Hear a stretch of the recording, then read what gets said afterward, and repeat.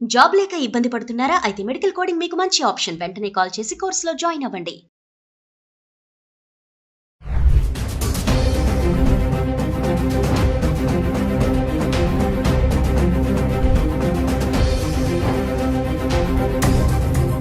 Hello viewers, welcome back to our channel. ప్రస్తుతం మనతో పాటు ఉన్నారు ఎంఎన్సీ ఎగ్జిక్యూటివ్ 25 ఇయర్స్ నుంచి అమెరికాలో ఉంటున్నటువంటి వీరభద్ర సార్ గారు. సార్తో మాట్లాడదాం ప్రెసెంట్ అమెరికాలో సిచ్యువేషన్ ఎలా ఉంది అనేది. ఈరోజు చూసుకుంటే మరి 8 లక్షల మందిని ట్రంప్ గెట్అవుట్ అంటున్నాడు. చాలా మందిని రిటర్న్ పంపించేస్తున్నారు, మిలిటరీ ఎయిర్ క్రాఫ్ట్ బుక్ చేసి కూడా. మరి ఒక్కసారి సార్తో మాట్లాడదాం. మరి అక్కడ ఉన్నారు కాబట్టి అక్కడ ప్రెసెంట్ సిచ్యువేషన్ ఏంటి, మన వాళ్ళు ఎలాంటి ఇబ్బందులు పడుతున్నారు అనే దానిపైన. నమస్తే సార్. నమస్తే అమ్మా. సార్, అమెరికాలో H1B వీసాతో సెటిల్ అవ్వాలి అంటే ప్రాసెస్ ఎలా ఉంటుంది? అంటే H1B వీసా ఉంటే సెటిల్ అయిపోవచ్చు అక్కడ అంటే ఏం చెప్తారు సార్? ఇప్పుడు కొన్ని మాటలు మనము చాలా లూజ్గా వాడతాం అమ్మాయి.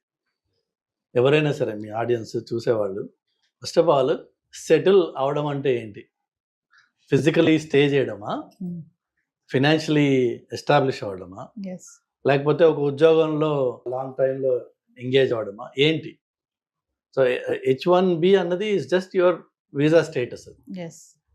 H1B జనరల్గా for the long maximum period of 6 years ఇస్తారు. మధ్యలో ఒక 3 years తర్వాత రెన్యువల్ చేయాలి. అలానే H1B అనేది ఎంప్లాయర్ స్పాన్సర్డ్ వీసా.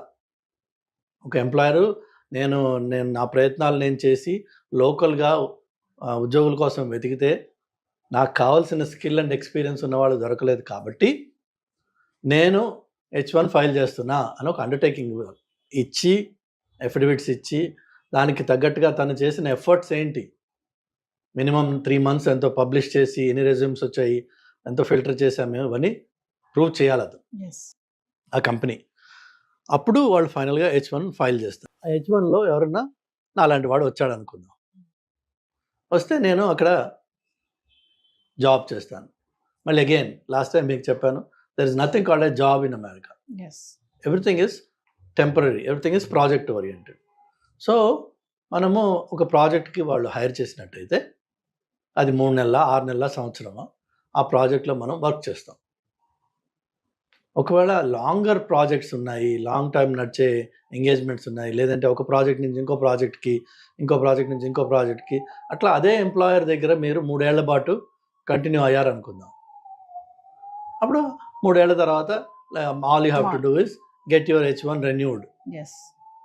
ఆ రెన్యువల్ మళ్ళీ అప్రూవ్ రాగానే జనరల్గా మన పిల్లలు చేసేది ఏంటంటే ఇండియాకి వచ్చి స్టాంపింగ్ చేయించుకొని మళ్ళీ వెనక్కి వెళ్తారు కదా. అది ఇండియాకే రావక్కర్లా, వేరే వేరే మెథడ్స్ కూడా ఉన్నాయి. అసలు యాక్చువల్గా మీరు స్టాంపింగ్ చేయాల్సిన అవసరం కూడా లేదు మీకు.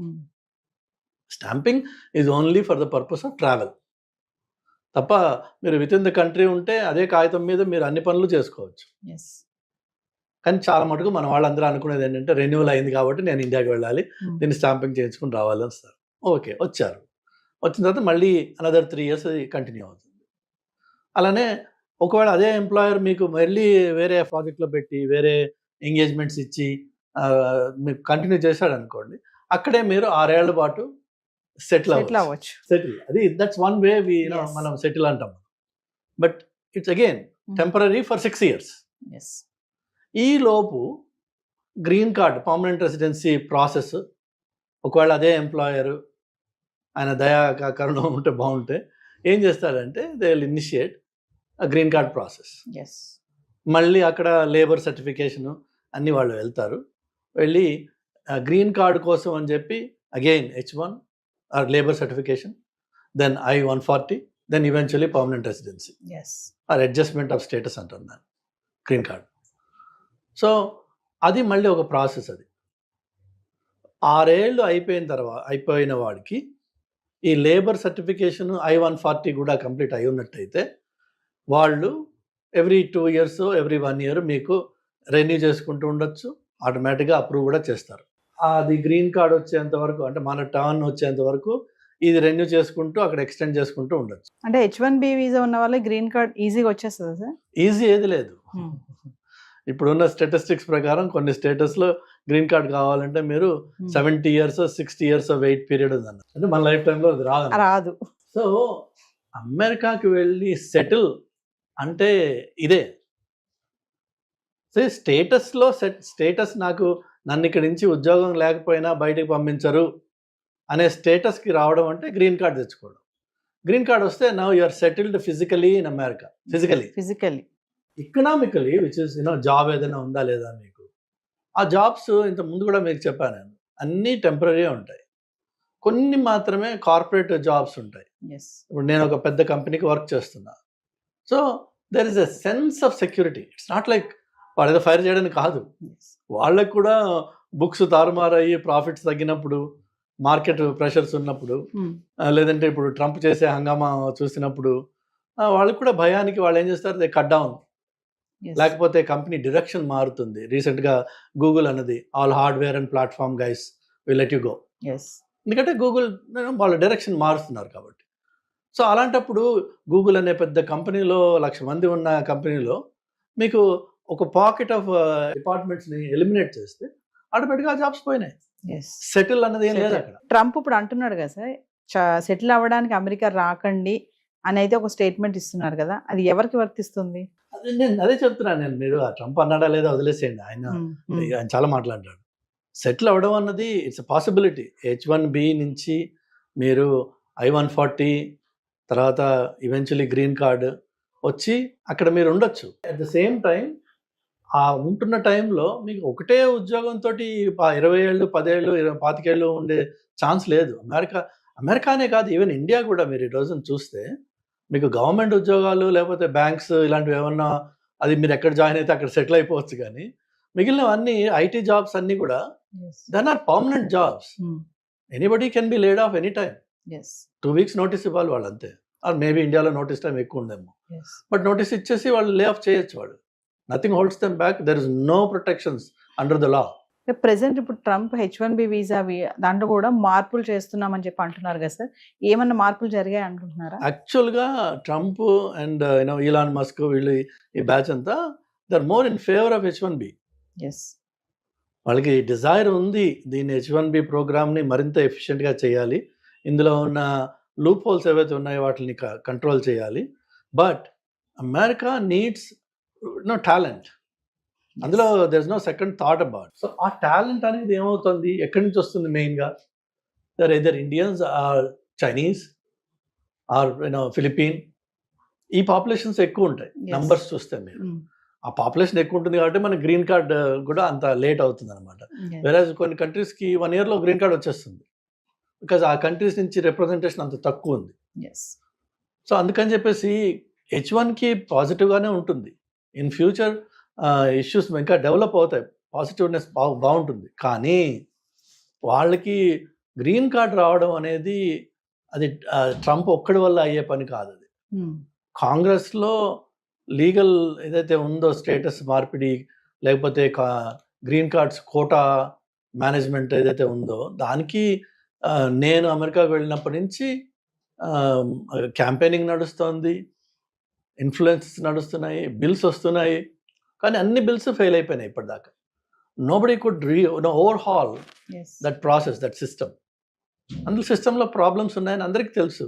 లీగల్ ఇమిగ్రెంట్స్ కష్టపడుతున్నారన్న విషయం అందరికీ తెలుసు. కానీ దాన్ని ఫిక్స్ చేయడం అన్నది it's a political landmine. Nobody wants to step on that. ఎందుకంటే H1 L1 F1 ఇంకో 1 అది వదిలేసి అందరూ ఇమిగ్రెంట్స్. అండ్ ఇమ్మిగ్రేషన్ అనేది ఒక సెన్సిటివ్ టాపిక్. సో దాంట్లో ఏమాత్రం అటు ఇటు చేసినా ఎవరైతే దాన్ని సెన్సిటివ్గా చేసి భూతంలా తయారు చేసి ఇమ్మిగ్రెంట్స్ వచ్చి మన అమెరికాని మన కల్చర్ని మార్చేస్తున్నారు, ఇవన్నీ ఉన్నాయి కదా గొడవలు. సో వాళ్ళు they take that up as a very serious topic. So పాలిటిక్స్లో ఎవరైతే ఉన్నారో పొలిటీషియన్స్కి వాళ్ళ కెరీర్ ఎండ్ అయిపోయే అవకాశం ఉంది ఆ టాపిక్ని టచ్ చేస్తే. ఒక విషయం చెప్పండి సార్, అంటే ఎలా పడితే అలా అమెరికా వెళ్ళిపోవాలి ఏదోలాగా, అక్కడికి వెళ్ళి పడ్డామా అక్కడ ఉద్యోగం ఏదో చేద్దామా అని కాకుండా ప్రెసెంట్ ఏంటంటే టాలెంట్ స్మార్ట్ పీపుల్ని ఖచ్చితంగా అక్కడ తీసుకోవడం అనేది జరుగుతుంది అంటారు. ఇక్కడి నుంచి వెళ్ళే వాళ్ళు ఖచ్చితంగా ఏదో ఒక టాలెంట్తోనే వెళ్ళాలి.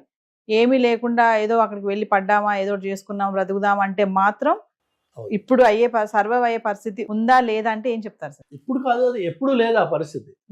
ఎందుకంటే అన్ఫార్చునేట్గా మనము అక్కడ వెళ్ళి ఇండియన్స్ కొంత సిస్టమ్స్ని అక్కడ పొల్యూట్ చేసిన మాట వాస్తవం. నేను రీసెంట్ టైమ్స్లో I have seen notifications for ఇది ఎంప్లాయీస్ కోసం నోటిఫికేషన్స్ పెట్టిన వాళ్ళు క్లియర్గా కింద చెప్తున్నారు, no AP or Telangana graduate. అదే మనం ఎంత నొటోరియస్ అయిపోయాం అన్న దానికి ఒక ఎగ్జాంపుల్ చెప్తున్నాను. పోనీ ఆ పెట్టినవాడు లోకల్ అమెరికన్ కాదు, వాడు ఇండియనే. బట్ వాళ్ళు చూస్తున్నారు ఏంటంటే మనం చేసే తప్పుడు పనులు ఏవైతే ఉన్నాయో, అంటే ఏంటంటే ఫర్ ఎగ్జాంపుల్ ఈ స్టూడెంట్స్గా చదవడానికి వస్తారు F1 మీద, ఆ వచ్చిన పిల్లవాడికి మహా ఉంటే 22-23 ఇయర్స్ ఉంటాయి ఏజ్. వాడు అక్కడికి వచ్చి మాస్టర్స్ చేస్తాడు, వాడికి ఒక రెజ్యూమే తయారు చేస్తారు ఈ కన్సల్టింగ్ కంపెనీస్. అది 100% బోగస్ అది.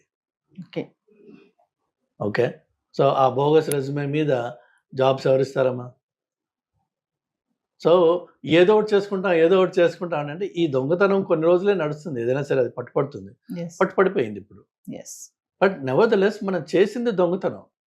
నేను అమెరికాకి వెళ్ళి ఏదో ఒకటి చేసుకుని బతికేస్తాను అనే ప్రసక్తి లేదు అక్కడ. అంటే ప్రెజెంట్ ఒక విషయం చెప్పండి సార్, ప్రెజెంట్ మాత్రం అక్కడికి వెళ్తే టెంపరీ, నువ్వు జాయిన్ చేసానికి వెళ్ళినా చదువుకోవడానికి వెళ్ళినా ఏదైనా సరే టెంపరీగానే ఉండి రావాలి తప్ప అక్కడ సెటిల్ అవ్వడం అనే ఆలోచన అనేది ఇప్పుడున్న పరిస్థితిలో లేదు అని అనుకోవచ్చు అంటారా? టెంపరీ అంటే మీరు అమెరికాకి విజిట్కి వెళ్ళి రావడం అనేది ఉంది కదా, దాన్ని B1 B2 వీసా అంటారు.